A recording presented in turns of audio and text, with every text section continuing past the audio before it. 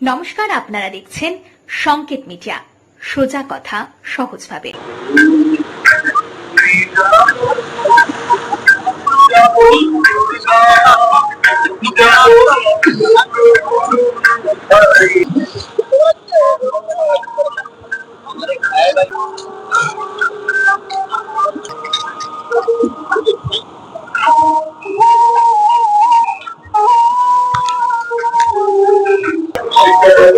আশ্বিনের শারদ পাতে বেজে উঠেছে আলোকমন্ত্রী শুভ মহালয়ার কুণ্ডলগ্নে আমরা এই মুহূর্তে রয়েছি।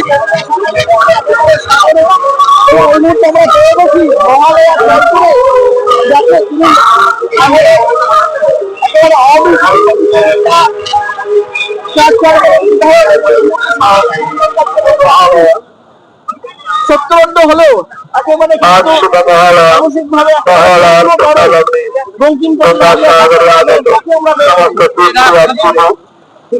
আজকে এই মহানগর আপনারা দেখলাম যে দর্পণ করছে, কেমন লাগছে দর্পণ করে? দেখুন, আমি প্রতি বছর এখন বাবা যেদিন থেকে মারা গেছে এবং মা যেদিন থেকে মারা গেছে তারপর থেকে আমি প্রতি বছর এইটা তর্পণ করি। আজকের অত্যন্ত ভালো লাগছে যে হাজার হাজার মানুষ আজকের এই গঙ্গাসাগরের পূর্ণভূমির তীরে এসে তারা তাদের পিতৃমাতৃক তর্পণে তারা আজকে উপস্থিত হয়েছে, তারা পিতৃতর্পণ করছে। এই জায়গাতে আমাকে একটা বিষয় যে সমুদ্র যেভাবে হচ্ছে সেই জায়গাতে আমাদের রাজ্য সরকার তরফ থেকে যা কিছু করা তারা চেষ্টা করছে, কিন্তু এই জায়গাতে আমাদের একটি মাস্টার প্ল্যান গ্রহণ করা হয়েছে। এই জায়গায় দাঁড়িয়ে বলবো যে আরো বেশি কিছু নিয়ে আমাদের রাজ্য সরকার ইতিমধ্যে ওয়ার্ল্ড ব্যাংকের সাথে একটি মাস্টার প্ল্যান গ্রহণ করেছে। ইতিমধ্যে হল্যান্ড থেকে উচ্চ পর্যায়ে এরা এসে এটা দেখেও গেছে। আমরা আশাবাদী যে আমাদের মাননীয় মুখ্যমন্ত্রী মমতা বন্দ্যোপাধ্যায়ের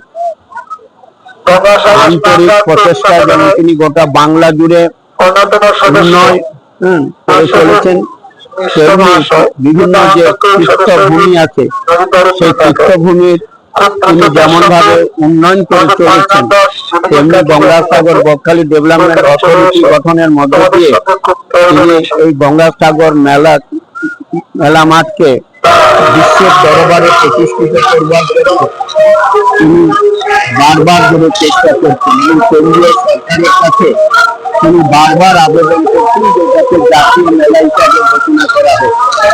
এখানে কেন্দ্রীয় সরকার একটা পয়সা দেয়নি, যা কিছু খরচা রাজ্য সরকারের তরফ থেকে হয়ে থাকে।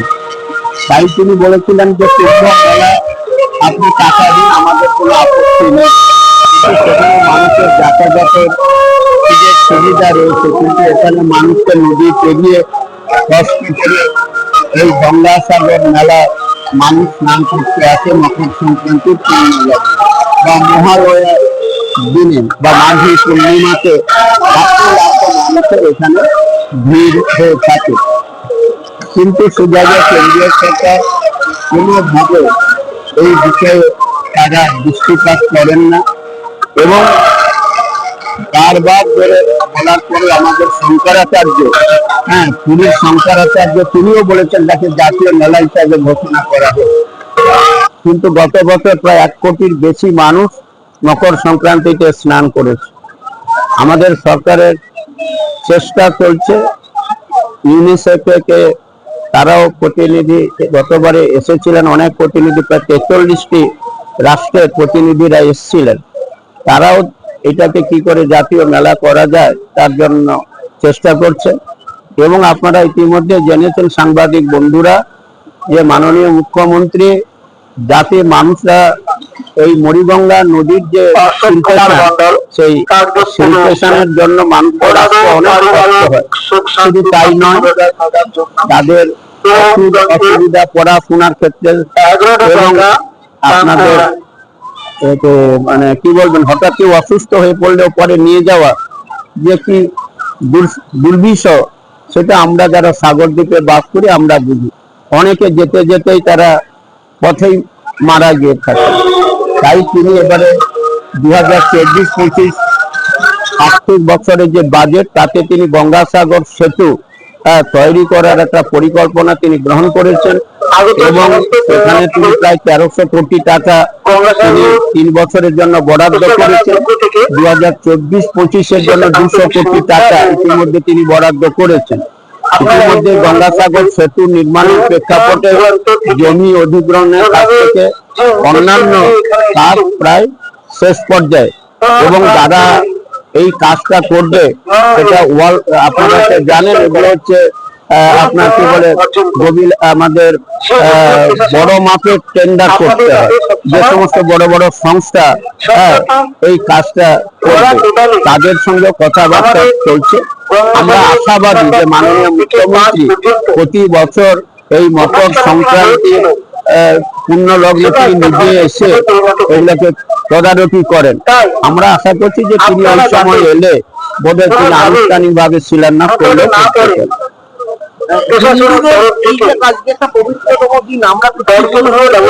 আহ্বান করি, আমরা তাদেরকে জল দিই, তাদের নাম জানি যে বামপন্থ এসেছিল, তারা এসে ধর্ম চলে যায়, বিশ্বাস করতো না। জানি এটি হিন্দুদের যে আধুনিকতা, সেই আধুনিকতা আমাদের সংস্কার কিছুটা কমে যাচ্ছে।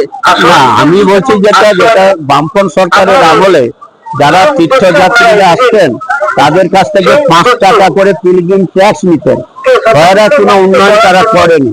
মমতা বন্দ্যোপাধ্যায় সরকার আসার পরে বললেন যে যে সমস্ত অতিথিরা আসেন তারা আমাদের বাঙালির, তারা অতিথি, তাদের সম্মান, তাদের মর্যাদা রক্ষা করার জন্য আমরা এই পিলগ্রিম ট্যাক্স তুলে দিন। তিনি পিলগ্রিম ট্যাক্স তুলে দিয়েছি। আর আজকের দিনে দাঁড়িয়ে ভারতবর্ষের আকাশে বাতাসে যে ঝুলিত হচ্ছে ধর্মকে নিয়ে, সেই জায়গাতে দাঁড়িয়ে আপনাকে বলতে পারি এই পবিত্র পূর্ণ স্থানে যেখানে ধর্ম এক অবিনশ্বর, ধর্মকে নিয়ে সেই বিভাজন করবার চেষ্টা করলেও পারবে না। কারণ ভারতবর্ষে যে পবিত্রতা, ভারতবর্ষের যে আপনার সনাতন আদর্শ, যা বিশ্বের দরবারে তুলে ধরেছিলেন স্বামী বিবেকানন্দ, তিনি বলেছিলেন সেই জায়গাতে দাঁড়িয়ে যে ধর্ম আর কিছু না, ধর্ম হচ্ছে মানুষের মধ্যে মনুষ্যত্বের বিকাশই হলো ধর্ম। রামকৃষ্ণ পরমহংসদেব থেকে শুরু করে যীশুখ্রিস্ট থেকে শুরু করে গৌতম বুদ্ধ, হযরত মুহাম্মদ সবাই বলেছেন ধর্ম যে যার, উৎসব আমাদের সকল। আজ থেকে কি উৎসব বা ধর্ম বা পুজো শুরু হয়ে গেল? কিছুদিন আগে আমরা দেখতে পাচ্ছিলাম একটা ঘটনা নিয়ে অনেকেই বলছিল, ফেসবুকে আমরা দেখতে পাচ্ছিলাম এবার পুজো হবে না, পুজো বন্ধ করতে হবে।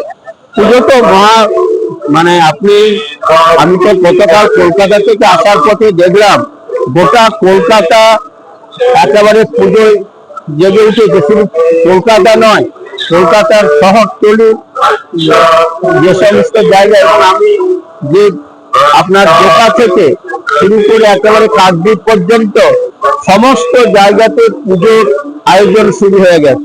এবং সাগর ব্লকেও আপনি যারা দেখতে পারবেন সর্বত্র ইতিমধ্যে মন্দির প্রস্তুত। এবং আজকের বাংলার মুখ্যমন্ত্রী 5:15 সময় পশ্চিম বাংলায় তিনি বিশেষ কিছু পুজো মণ্ডপে তিনি আনুষ্ঠানিকভাবে উদ্বোধন করবেন। তাতে আমাদের সাগর ব্লকে মন্দির খেলা সার্বজনীন দুর্গা উৎসব তিনি এবারে আনুষ্ঠানিকভাবে এটা উদ্বোধন করবেন।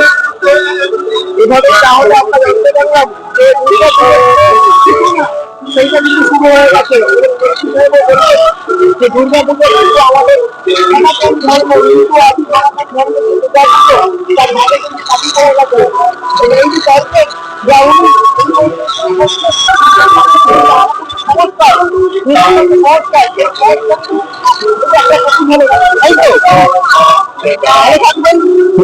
আপনারাও ভালো থাকবেন।